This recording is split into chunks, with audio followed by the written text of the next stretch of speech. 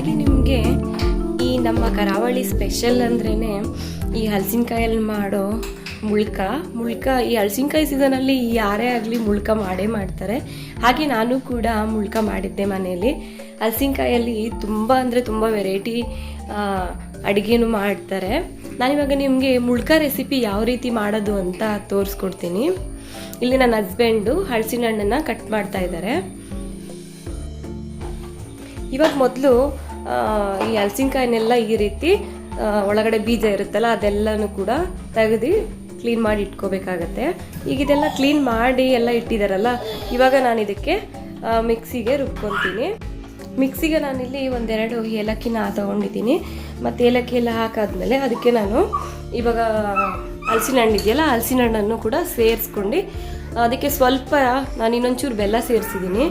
ಆಮೇಲೆ ಅದಕ್ಕೆ ಸ್ವಲ್ಪ ರುಚಿಗೆ ತಕ್ಕಷ್ಟು ಉಪ್ಪು ಹಾಕಿದ್ದೀನಿ. ಉಪ್ಪು ಹಾಕಿ ಸ್ವಲ್ಪ ಗ್ರೈಂಡ್ ಮಾಡಿ ಈ ಥರ ತಂದಿದ್ದೀನಿ. ಇವಾಗ ನೋಡಿ ಈ ರೀತಿ ನೈಸ್ ಪೇಸ್ಟ್ನ ಮಾಡಿಟ್ಕೋಬೇಕಾಗತ್ತೆ. ಇವಾಗ ನಾನಿಲ್ಲಿ ಒಂದು ಕಪ್ ಅಷ್ಟು ನಾನಿಲ್ಲಿ ಅಕ್ಕಿ ಹಿಟ್ಟನ್ನ ತೊಗೊಂಡಿದ್ದೀನಿ. ಅಕ್ಕಿ ಹಿಟ್ಟಿಗೆ ಇವಾಗ ರುಬ್ಬಿಟ್ಟಿದ್ನಲ್ಲ ಇದನ್ನು ಸೇರಿಸ್ಕೊತಾ ಇದ್ದೀನಿ. ಹಾಗೆ ಇದಕ್ಕೆ ನಾನು ಒಂದು ಅರ್ಧ ಕಪ್ಪು ರವೆನೂ ಕೂಡ ಸೇರಿಸ್ಕೊತಾ ಇದ್ದೀನಿ.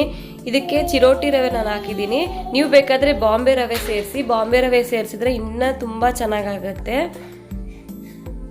ಸ್ವಲ್ಪ ಉಪ್ಪು ಕೂಡ ನಾನು ಇಲ್ಲಿ ರುಚಿಗೆ ಸೇರಿಸ್ಕೊತಾ ಇದ್ದೀನಿ. ಸ್ವಲ್ಪ ಉಪ್ಪು ಹಾಕೋದ್ರಿಂದ ಟೇಸ್ಟು ಚೆನ್ನಾಗಿ ಬರುತ್ತೆ. ಇವಾಗ ನಾನು ಇದನ್ನ ಎಲ್ಲನೂ ಮಿಕ್ಸ್ ಮಾಡ್ಕೊಬೇಕು. ಇದಕ್ಕೆ ನೀರೇನು ಹಾಕಬಾರ್ದು. ಇವಾಗ ನಾನು ರುಬ್ಬಿದ್ದೀನಲ್ಲ, ಈ ರುಬ್ಬಿರೋ ಇದಕ್ಕೇ ನಾನು ಕಲಿಸ್ಕೊತೀನಿ. ಇವಾಗ ಇದನ್ನು ಕ್ಲೀನಾಗಿ ಎಲ್ಲ ಕಡೆನೂ ಮಿಕ್ಸ್ ಆಗಬೇಕು. ಅಲ್ಲಿವರೆಗೂ ನಾನು ಇದನ್ನು ಮಿಕ್ಸ್ ಮಾಡ್ಕೊಂಡು ಬರ್ತೀನಿ.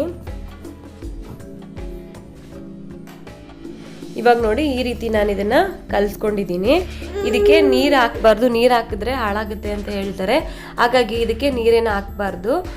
ನಾವು ರುಬ್ಬಿಟ್ಟಿದ್ದೀವಲ್ಲ ಈ ಹಲಸಿನಕಾಯಿ ಮಿಶ್ರಣನೇ ಇದಕ್ಕೆ ನಾವು ಸೇರಿಸ್ಕೊಂಡು ಕ್ಲೀನಾಗಿ ಎಣ್ಣೆಯಲ್ಲಿ ಬಿಟ್ಕೋಬೇಕಾಗತ್ತೆ. ಹಾಗೆ ನಾನಿಲ್ಲಿ ಎಣ್ಣೆನೂ ಕೂಡ ಕಾಯಕ್ಕೆ ಇಟ್ಟಿದ್ದೀನಿ. ಎಣ್ಣೆ ಇವಾಗ ಬಿಸಿ ಆಗ್ತಾ ಬರ್ತಾ ಇದೆ. ಬಿಸಿ ಆಗ್ತಾ ಬರ್ತಾ ಇದ್ದಂಗೆ ಇವಾಗ ನಾನು ಒಂದೊಂದೇ ಮುಳ್ಕಣ ಬಿಟ್ಕೊತೀನಿ. ಇದೇ ರೀತಿ ಒಂದೊಂದೇ ಸಣ್ಣದಾಗಿ ಬಿಟ್ಕೊಬೇಕು. ಮೊದಲೇ ನೀವು ಎಣ್ಣೆಗೆ ಬಿಟ್ಟಿದ ತಕ್ಷಣ ನೀವು ಕೈ ಆಡಿಸ್ಬೇಡಿ. ಸ್ವಲ್ಪ ಇದ್ರಲ್ಲಿ ಬೆಂದಾದ್ಮೇಲೆ ಸ್ವಲ್ಪ ಕೈ ಆಡಿಸಿ, ಆವಾಗ ಕ್ಲೀನಾಗಿ ಬರುತ್ತೆ. ಈ ನಮ್ಮ ಕರಾವಳಿ ಕಡೆ ಈ ಹಲಸಿನ ಹಣ್ಣು ಸೀಸನ್ ಬಂತು ಅಂದ್ರೇ ಸಾಕು. ಹಲಸಿನ ಹಣ್ಣಲ್ಲಿ ನಾನಾ ರೀತಿಯಾದ ಪದಾರ್ಥಗಳನ್ನ ಮಾಡಿಬಿಟ್ಟು ತಿಂತಾರೆ. ಅದೇ ರೀತಿ ಇದು ಕೂಡ ಒಂದು ಸಿಹಿಯಾದ ರೆಸಿಪಿ ಅಂತ ಹೇಳ್ಬೋದು.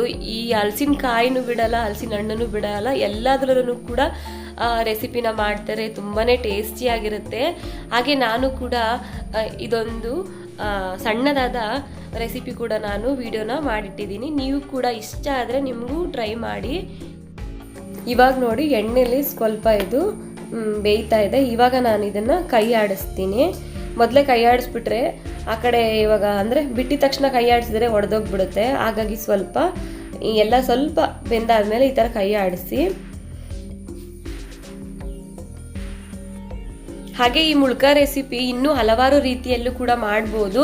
ಇವಾಗ ನಾವು ಅಕ್ಕಿಗೆ ನೆನೆಸು ಕೂಡ ಮಾಡ್ಬೋದು. ಅದು ಕೂಡ ನಾನು ಒಂದ್ಸಲಿ ನಿಮಗೆ ಶೇರ್ ಮಾಡ್ತೀನಿ.